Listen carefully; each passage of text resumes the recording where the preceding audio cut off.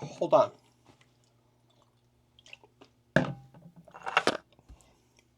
Funny thing, pardon me while I'm in the middle of my breakfast. Let me turn this book off that I'm currently listening to. I know this section is supposed to be about books, and this is not about a specific book. But there's this thing called the scientific method. They don't really teach it anymore. What they teach now is science, and more accurately, scientism, which is kind of a religion because it asks you to believe on faith without actual proof. The scientific method is this. Any information you have that you think is true or not true should be regularly tested. Because as we evolve, as we grow, as our measuring devices get better, we achieve new information, which changes the way we see things. And if you don't believe me, just look through history. There's a bunch of things that I have believed that have been disproven and then reproven and then disproven again. So depending on where you are, things are true or not true based on science, which is why I'm a proponent of the scientific method, which is basically a philosophy, not a religion. Philosophy of how to always be aware that the information given to you, and let's judge that too. You always have to judge your source of information. So the information given to you, you need to measure that against the accuracy and reputation of the source, but also the tools with which we have to measure things. So in the scientific method, we consistently retest with what we have available. As new knowledge comes in, as new tools come in, we retest to see if what we believe is true is actually true. So, and I say believe is true with a caveat or an asterisk or whatever you want to put it. So in the beginning, we only had a few senses. Now, if you've studied science at all, you know that the touch we have is a limited range. The hearing we have is a very limited range. The smell we have is a very limited range. The taste also, and eyesight. So the tools, the original tools that we were given, only measure a speck of the bandwidth of information that we have. And so we can only understand to the limit of the tools we have. So at one point we could only understand the limit of our five senses, which is very limited. When you think about dogs, bats, dolphins, all the other creatures, they have much different sensory devices and they live in a completely different world. Because, let's say dogs live in a world of smell, so their world is built by smell, not sight, because their sight isn't great. Dolphins, they create their world with sound. Bats as well. So again, you have to understand that what we believe to be true is only true based on the limitations of our tools. So once we got microscopes, things changed.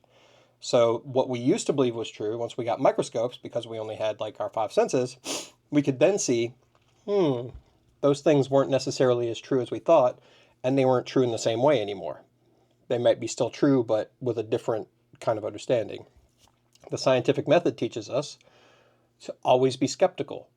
But the biggest thing is the scientific method is just a hypothesis. Like it's a theory it's not proven to be true. What science is not true. It's the best available opinion or idea or hypothesis based on the information we have.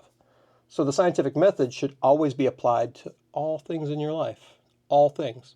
And there are going to be several books on the scientific method. I don't have any to recommend because, it's a philosophy. It's an idea. Whenever someone tells you something is true, always remember in your mind, either they just believe it to be true, they believe it to be true based on the information they have. I don't know. There's lots of things that are true or not true based on information. But when they start arguing with statistics and other things like that, just understand the information available. When you take a statistic, you can choose this part, and that statistic will say one thing, and it will be true if you measure these two things. But if you take this part and then move it to this part, that statistic is going to say something completely different. It might actually disprove what you originally were asserting. So remember that statistics are the easiest way to lie using the myth of science. So the scientific method, all things in your life, Even in relationships, trust but verify. It's an ultimate philosophy for all things in your life to consistently retest and always make sure that the premises that you're acting on are the closest thing to reality that there can be. And when people give you information, just remember information replicates in your brain like a virus. It gets in there, it starts rattling around, and it starts changing things. And then it gets you to regurgitate that to other people, infecting them. So be careful about what information you spread using science as well.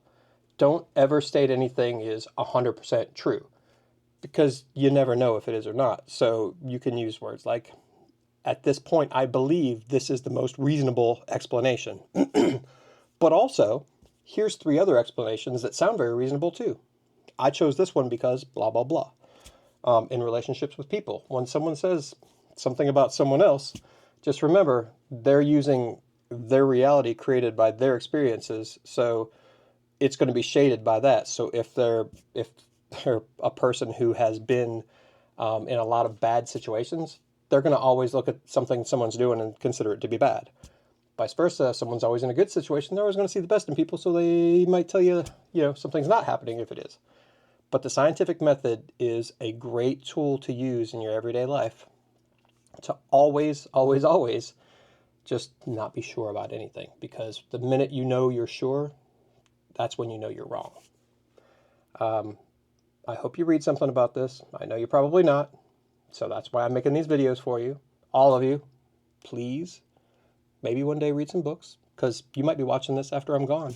And I have a whole library that I bought. Oh, gosh, I bought so many books for you guys. I'm so sad you're never going to read them. But one day, if you go through things after I'm gone and you find these videos, or you've watched them already, and you remember, hey, Uncle Keith had all these books for us, go and read them.